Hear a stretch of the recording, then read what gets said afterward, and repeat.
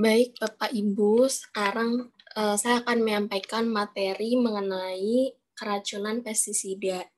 Jadi, keracunan pestisida ini merupakan salah satu dampak negatif dari pestisida kimia selain daripada bisa mencemari lingkungan, yaitu tanah dan juga produk pertanian itu sendiri, kemudian juga bisa membuat hama menjadi resisten, tapi juga bisa membuat dampak keracunan kepada manusia atau pengguna pestisida.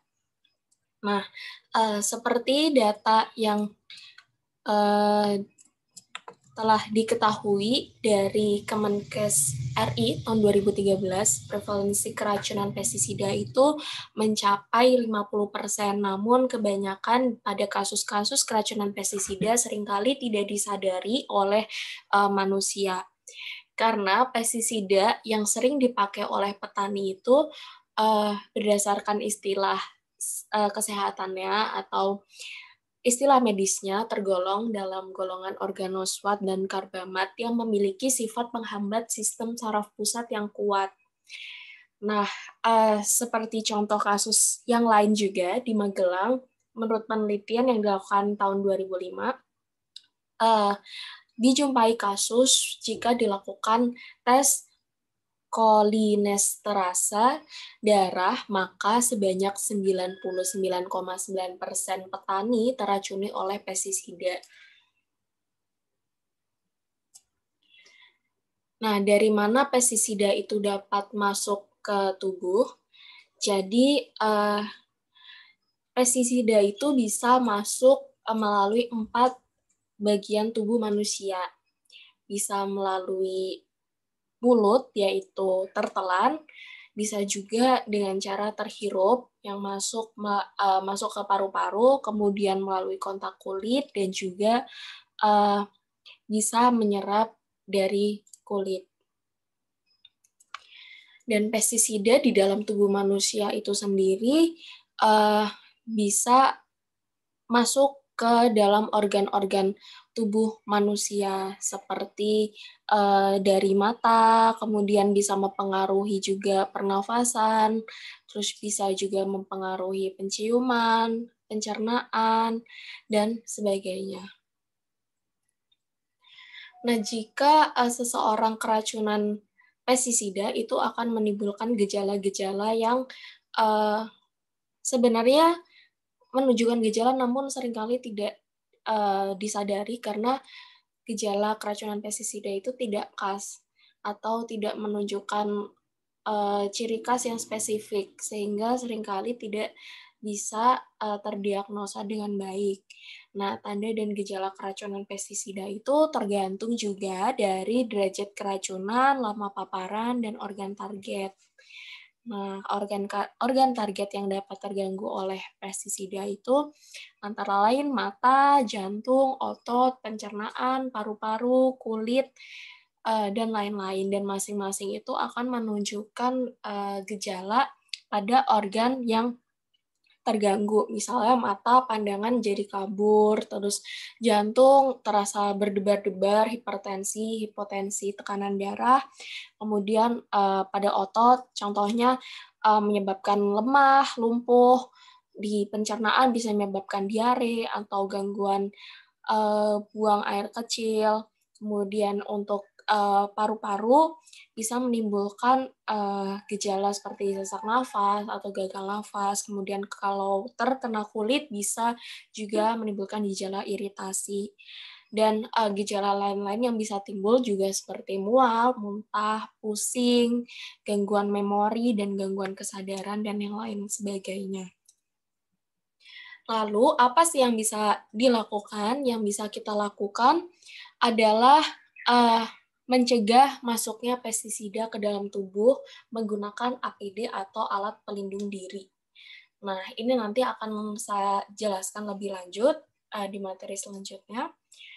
Namun APD ini memang seringkali dianggap sebagai hal sepele, namun sebenarnya bisa melindungi manusia dari dampak yang sangat besar, terutama yang berkaitan dengan kesehatan.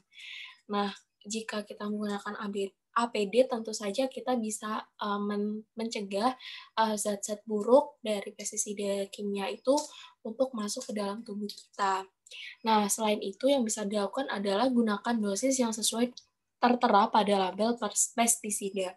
Karena setiap pestisida kimia itu sebenarnya sudah disertai dengan dosis dan takaran yang tepat untuk sekian hektar lahan atau luas lahan tertentu dengan dengan jenis lahan yang dikelola, sehingga dengan pemakaian yang tepat itu sebenarnya dapat sangat mengurangi dampak buruk dari pestisida nabati.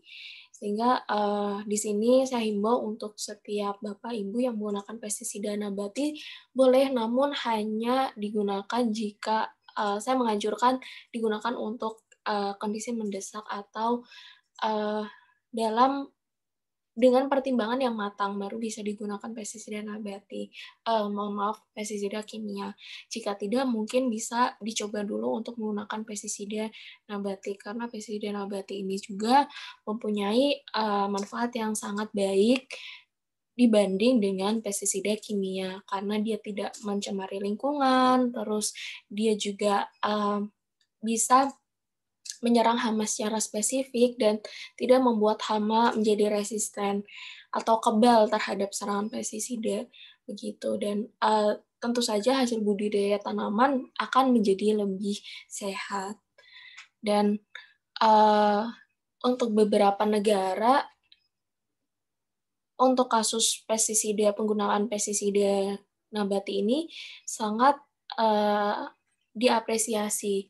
Beberapa negara hanya mau menerima impor dari suatu negara yang dalam pengelolaan lahannya atau budidaya tanamannya itu menggunakan pestisida nabati, sehingga jika Bapak, Ibu sekalian, atau kita semua mengelola lahan atau melakukan budidaya tanaman dengan ramah lingkungan, dengan menggunakan pestisida nabati, ini tentu membuka peluang pasar yang lebih luas lagi, gitu. Kemudian yang bisa dilakukan selanjutnya adalah mencuci tangan setelah memakai pestisida dan sebelum makan, sehingga tidak ada jalan masuk dari oral yang tadi sudah kita pelajari sebelumnya.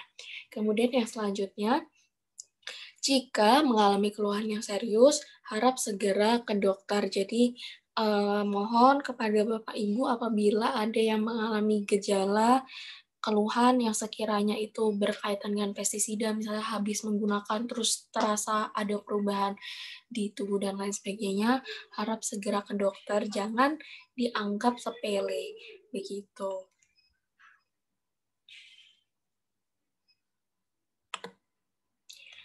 Untuk yang selanjutnya, ini berkaitan dengan APD pestisida kimia. Jadi, seperti yang tadi sudah saya sebutkan, apabila dalam kondisi tertentu yang mendesak harus digunakan pestisida kimia, bisa digunakan, namun dengan protokol penggunaan pestisida kimia yang tepat juga, supaya melindungi tubuh kita dari paparan buruk pestisida kimia. Nah, sekarang untuk APD pestisida sendiri, seperti yang mungkin kita sudah tahu, APD itu adalah perlengkapan yang wajib digunakan untuk melindungi pekerja dari bahaya yang bisa menyebabkan cedera atau penyakit serius terkait pekerjaannya. Dalam hal ini, penyakit serius yang bisa disebabkan oleh penggunaan pestisida kimia. Kenapa harus memakai APD saat menggunakan pestisida? Karena selain dari kasus yang tadi sudah kita tahu, ada juga penelitian yang menunjukkan fakta bahwa 1,5 juta kasus keracunan pestisida terjadi pada pekerja di sektor pertanian, dan 5.000 hingga 10.000 orang per tahun terkena kasus ini. Kemudian yang kedua, ada juga ditemukan fakta bahwa pestisida itu bisa meracuni tubuh melalui 4 jalur, yaitu kulit, mata, mulut, jika dihirup. Untuk APD saat menggunakan pestisida, ini ada beberapa dari ujung kaki sampai ujung kepala dihimbau untuk menggunakan APD. Nah, di kepala ada APD seperti topi, masker, kacamata, kemudian baju lengan panjang, sarung tangan, sepatu boots, dan celana panjang. Nah, apa sih gunanya masing-masing APD ini? Yang pertama topi. Topi ini untuk mencegah masuknya racun melalui kulit kepala.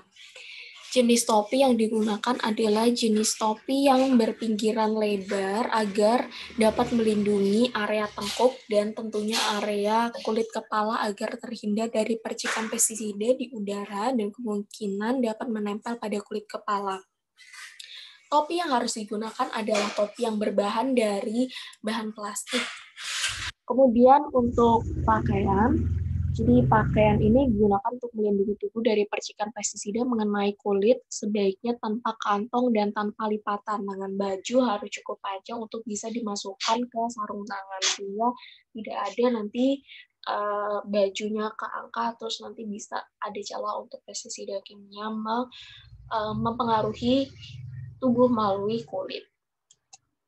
Dan yang selanjutnya ada masker. Seperti yang kita tahu bahwa masker ini melindungi area pernapasan agar terhindar dari menghirup percikan pestisida. Dan jenis masker yang digunakan saat bekerja ini adalah jenis masker yang tahan terhadap cairan agar percikan pestisida tidak dapat menembus masuk ke dalam saluran pernapasan maupun saluran pencernaan. Selanjutnya ada kacamata yang melindungi mata dari percikan pestisida yang terbawa angin. Nah, untuk jenis kacamata yang bisa digunakan itu adalah kacamata jenis plastik karena supaya melindungi dari cairan pestisida itu untuk bisa meresap ke dalam bahan kacamata dan memastikan karet atau tali di kacamata itu tidak terkontaminasi. Selanjutnya adalah apron. Apron ini untuk melindungi tubuh dan diusahakan yang cukup panjang untuk menutupi dari leher sampai lutut dan disarankan untuk memakai apron yang tahan terhadap bahan kimia karena pestisida kimia itu tentu saja menggunakan bahan-bahan kimia yang bisa membahayakan. Selanjutnya ada sarung tangan. Jadi sarung tangan ini terbuat dari bahan karet yang panjang hingga menutupi bagian pergelangan tangan. Hal ini bertujuan untuk melindungi tangan dari percikan pestisida melalui udara akibat hembusan angin. Dan diharapkan jangan memakai sarung tangan yang terbuat dari kain atau kulit, karena jika terabsorpsi atau menyerap dapat bertahan dalam waktu yang lama. Dan dipastikan supaya tidak ada lubang di sarung tangan, sehingga sarung tangan ini bisa melindungi tangan secara maksimal. Dan setelah dipakai bisa dibilas dengan air dan sabun baru dilepas dari tangan supaya ketika nanti dilepas tangan itu kontak dengan sarung tangan yang bersih. Selanjutnya ada sepatu boots. Nah, sepatu boots ini juga terbuat dari material bukan kain, sehingga sepatu boots ini dapat menjaga dari pestisida agar tidak menempel pada punggung kaki. Sepatu boots ini sangat penting bila pekerja atau penyemprot pestisida itu berbentuk debu. Apalagi jenis herbisida yang diaplikasikan di atas permukaan tanah dekat dengan kaki spikator.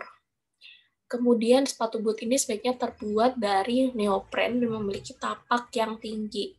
Jika terlalu panas, nanti bisa diganti dengan sepatu kanvas dan memilih boots yang tinggi sehingga bisa menutupi sampai tengah betis. Terima kasih. Jadi, sekian materi atau informasi yang bisa saya sampaikan mengenai pestisida nabati ini dan dampaknya terhadap kesehatan.